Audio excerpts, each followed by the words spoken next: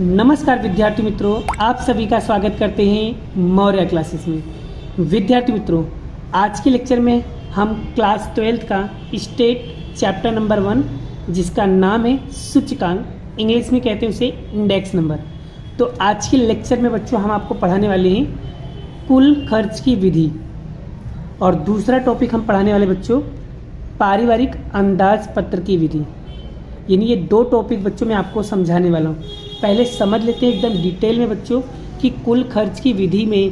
तो याद रखना, जब भी कभी सवाल के अंदर कुल खर्च की विधि दिया हो बच्चों, और कुल खर्च की विधि अगर आपको निकालने के लिए बोले, मतलब ये सब किसके अंदर आता है? जीवन निर्वाह के सूचकांक में आता है। ये सब टॉपिक किस में आता है? जीवन निर्वाह के सूचकांक। याद रखना बच्चों, जब भी कभी कुल खर्च की विधि अगर आपको बोले तो आपको हमेशा लास्ट ईयर का सूत्र लगा देने का। बस फिर से, जब भी कभी कुल खर्च की विधि बोले तो आपको हमेशा लास्ट ईयर का सूत्र लगा देने का।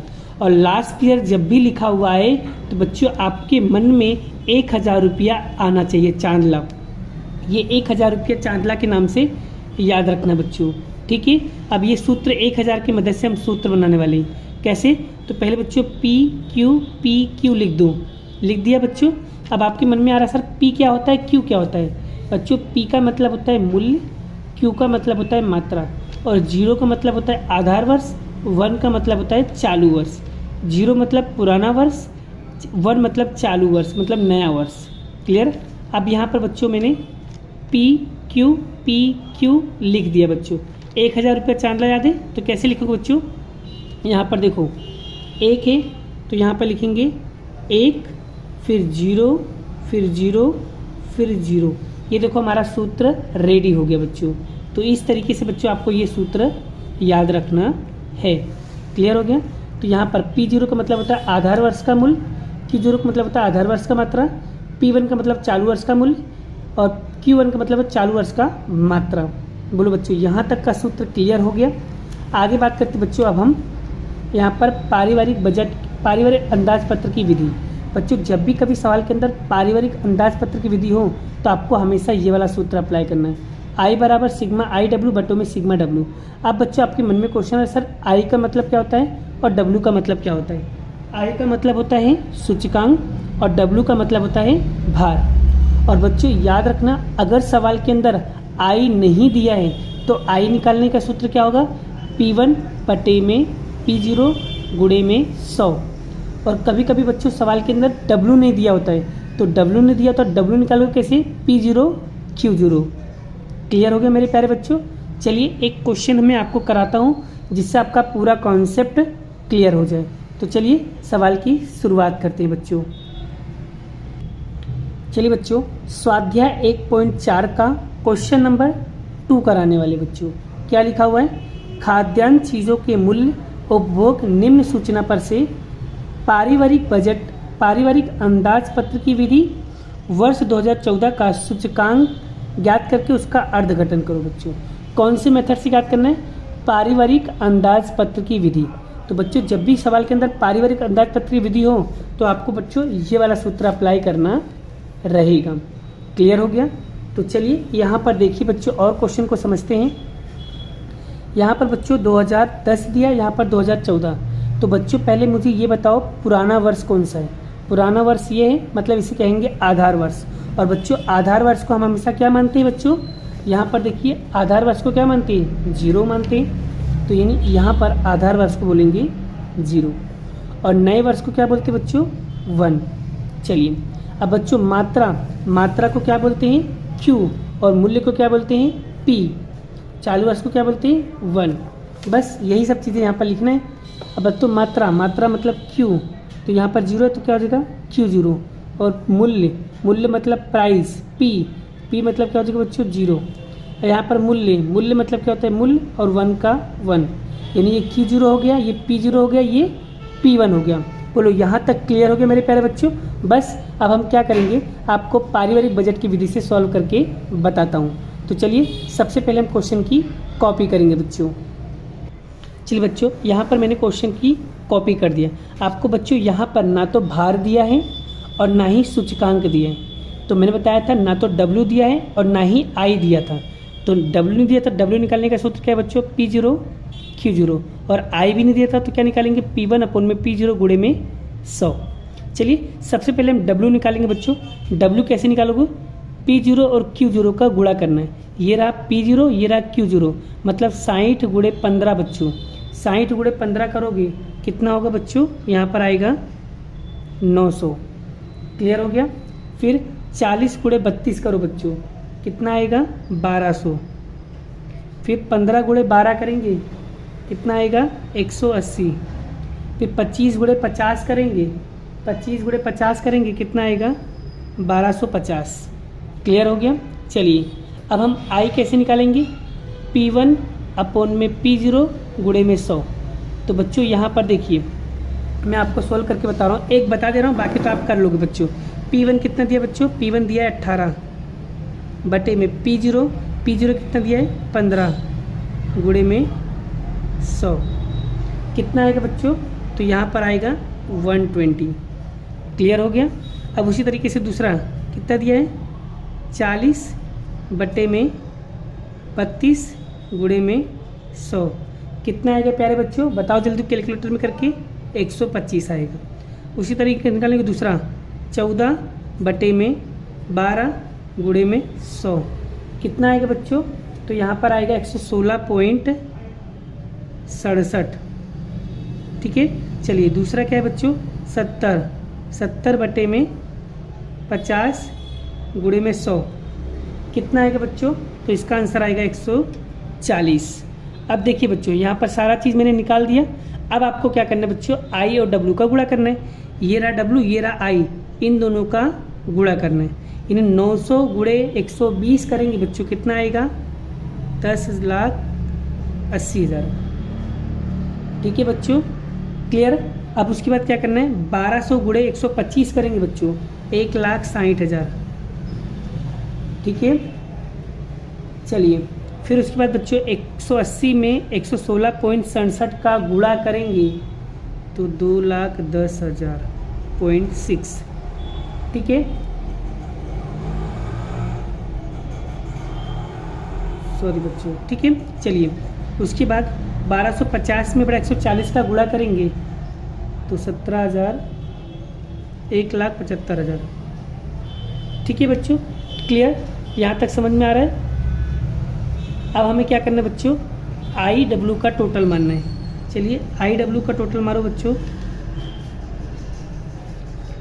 IW का टोटल मारेंगे बच्चों तो 4,64,000.6।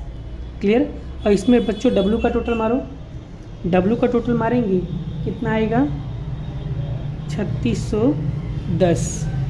क्लियर। बस अब पारिवारिक बजट का विधि का सूत्र लगा दो बच्चों। यहाँ पर क्या लिखोगे, पारिवारिक बजट का सूत्र लगा दो बच्चों। पारिवारिक अंदाजपत्र का विधि का सूत्र, क्या सूत्र बच्चों, I बराबर सिग्मा IW बटे में sigma W। Clear. Sigma IW कितना दिया बच्चों, जो दिया यहाँ पर लिख दो 4,64,000.6 और यहाँ पर कितना है 3610। बस बच्चों इसमें भाग देंगे, भाग देने पे कितना आएगा बच्चों 128.53। 128.53 यही क्या होगा बच्चों, इसका फाइनल उत्तर होगा। आइए बच्चों आपको ये क्वेश्चन काफ़ी अच्छी तरीके से समझ में आ गए हैं। अगर बच्चों आपको ये सारे क्वेश्चन समझ में आ गए हैं तो बच्चों आपको 1.4 का 5वां क्वेश्चन और सेक्शन F का 5वां, 8वां और 9वां क्वेश्चन आपको प्रैक्टिस करना रहेगा।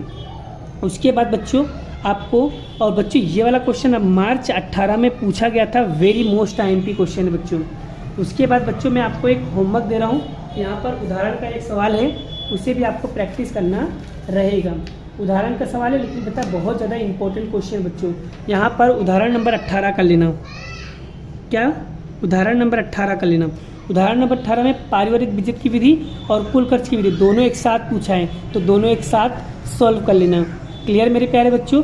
चलिए अब हम एक क्वेश्चन और प्रैक्टिस करने वाले हैं, जिसमें कौन सा मेथड दिया होगा बच्चों, यहाँ पर कुल खर्च की विधि दिया होगा। कौन सा मेथड दिया होगा, कुल खर्च की विधि। तो चलिए वो भी हम सॉल्व करते बच्चों। यहाँ पर कहाँ दिया है देख लेते हैं, एक बार हम क्वेश्चन को समझ लेते हैं।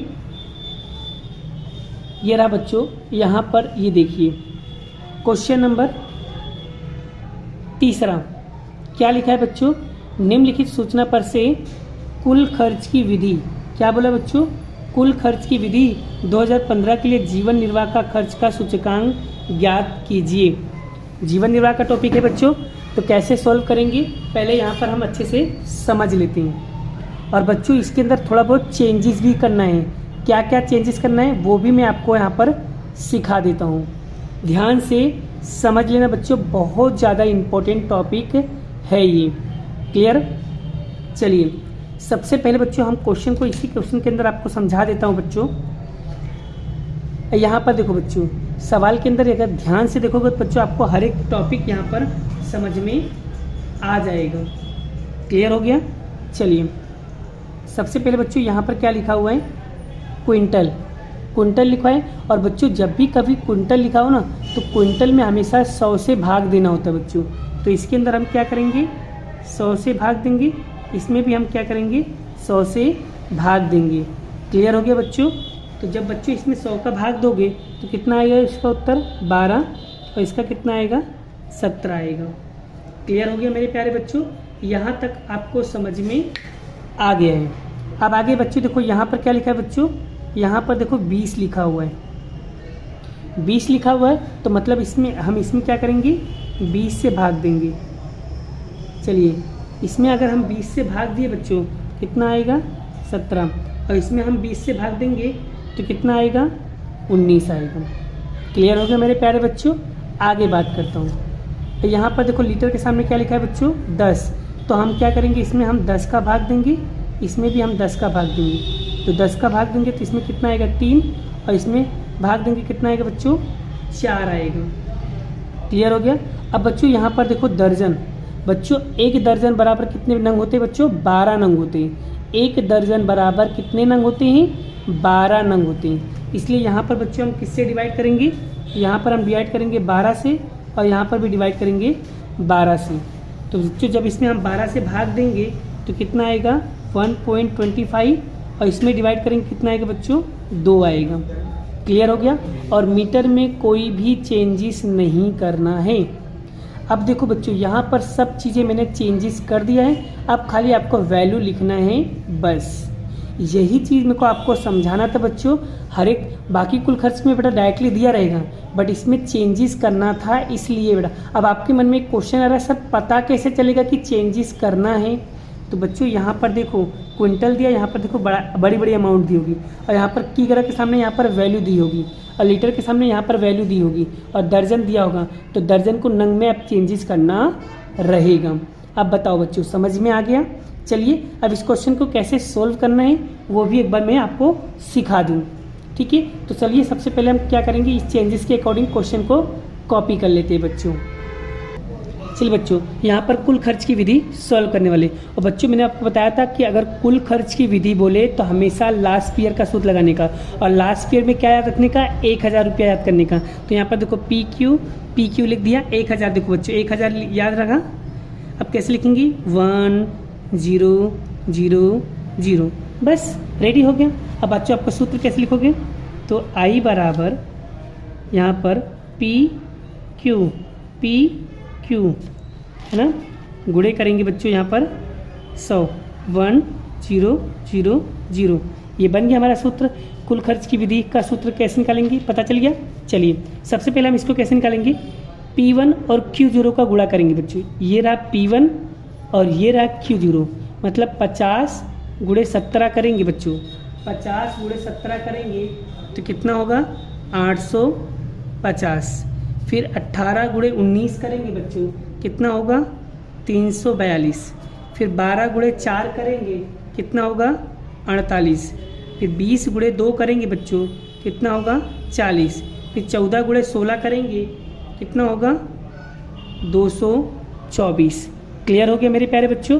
बस इन दोनों का टोटल मारो, सॉरी इन सभी का टोटल मारोगे बच्चों कितना आएगा, तो यहाँ पर आएगा 1504 आएगा।